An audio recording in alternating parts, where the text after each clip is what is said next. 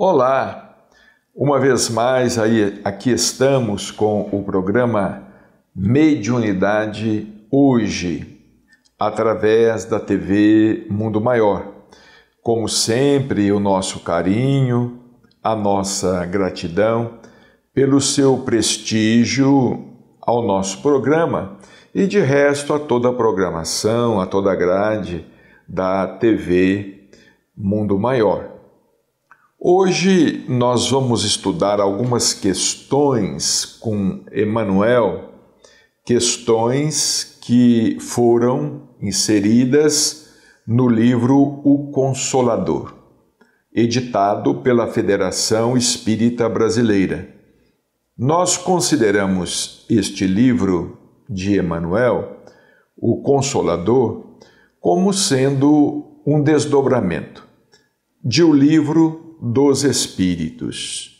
Muitas questões, muitas respostas fornecidas por Emmanuel ampliam as respostas que os Espíritos deram a Kardec a respeito de determinados assuntos tratados em O Livro dos Espíritos. Aqui no tema transição, algumas perguntas foram direcionadas a Emmanuel a respeito da morte, da desencarnação, do momento da desencarnação. Na questão 147, foi perguntado a Emmanuel: proporciona a morte mudanças inesperadas certas modificações rápidas, como será de desejar? Quer dizer, a desencarnação, a morte do corpo, proporciona mudanças inesperadas para o espírito que se liberta e certas modificações rápidas. Emmanuel respondeu: a morte não prodigaliza estados miraculosos para a nossa consciência. Desencarnar é mudar de plano, como alguém que se transferisse de uma cidade para outra, aí no mundo, sem que o fato lhe altere as enfermidades ou as virtudes, com a simples modificação dos aspectos exteriores. Com a simples modificação dos aspectos exteriores. Então vejamos, a desencarnação promove a libertação do espírito, ele se liberta do corpo físico, do corpo mais pesado, mas continua sendo ele mesmo com a mesma identidade, muitas vezes com os mesmos problemas, as mesmas lutas, principalmente com as mesmas lutas internas, os mesmos conflitos. Emmanuel continua: importa observar apenas a ampliação desses aspectos, comparando-se o plano terrestre com a esfera de ação dos desencarnados. É como se, por exemplo, nós transferíssemos residência para um país da Europa. Não deixaríamos de ser o que somos. O nosso nome continuaria sendo o mesmo, a nossa identidade. Nós continuaríamos sendo, enfim, a mesma pessoa. Observaríamos apenas uma mudança no aspecto externo da paisagem, no aspecto exterior. Assim mesmo, dependendo do país para o qual nos transferimos, ou para o qual nos transferíssemos. Essa mudança tanto pode ser para melhor, como pode ser para pior. Se, por exemplo, formos morar num país considerado de primeiro mundo, nós iremos nos deparar com cidades melhor cuidadas, iremos nos deparar muitas vezes com uma civilização mais adiantada, não é? Nós iremos observar esses aspectos externos. Mas se nós transferirmos residência para um país de terceiro mundo, como o Brasil é considerado, né? Para um país de terceiro mundo, ou quiçá de quarto mundo, então essa mudança muitas vezes pode ser para pior. E Emmanuel diz aqui, olha, imaginai um homem que passa de sua aldeia para uma metrópole moderna. Como se haverá, na hipótese de não se encontrar devidamente preparado em face dos imperativos de sua nova vida? Porque a nossa vida é mental. Seria o mesmo que tempos atrás, não é? Séculos atrás, nós pegarmos um selvagem, não é? Para colocá-lo, vamos dizer assim, morando numa grande cidade.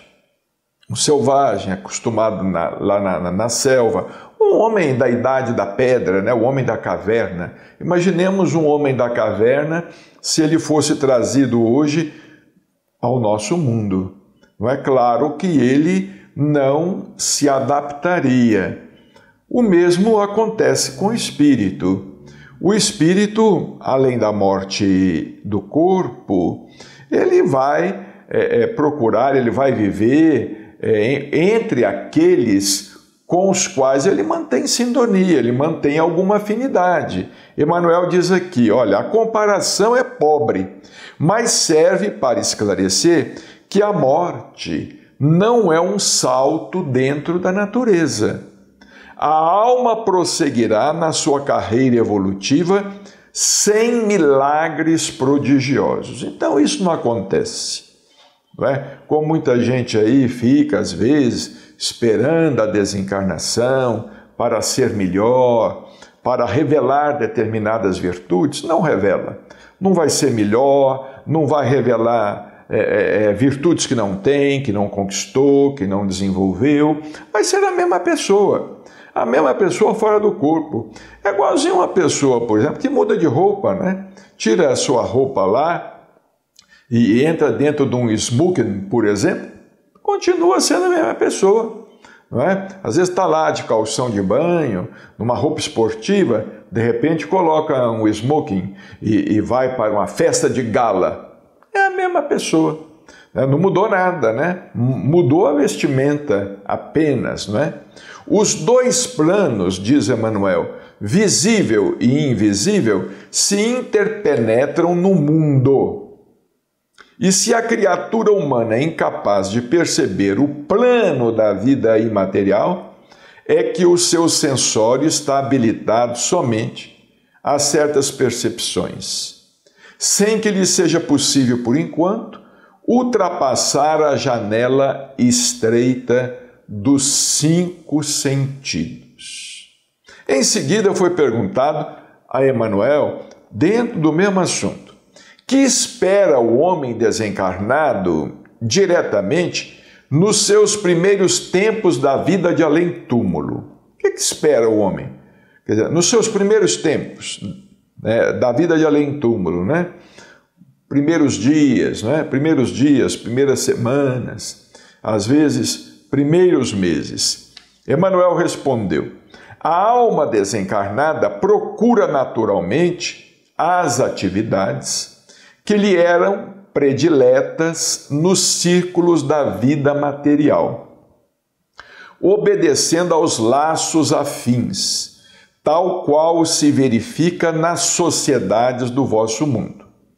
As vossas cidades não se encontram repletas de associações, de grêmios, de classes inteiras que se reúnem e se sindicalizam para determinados fins, conjugando idênticos interesses de vários indivíduos? Nós não nos agrupamos na Terra por afinidade, não é isso que acontece? Não é? A gente se agrupa na cidade por afinidade, a gente se agrupa no bairro por afinidade, na escola a gente se agrupa por afinidade, no trabalho nós nos agrupamos por afinidade, até mesmo no templo religioso nós nos agrupamos por afinidade. Temos aquelas pessoas com as quais temos mais sintonia, mais afinidade, etc. É o que Emmanuel está dizendo.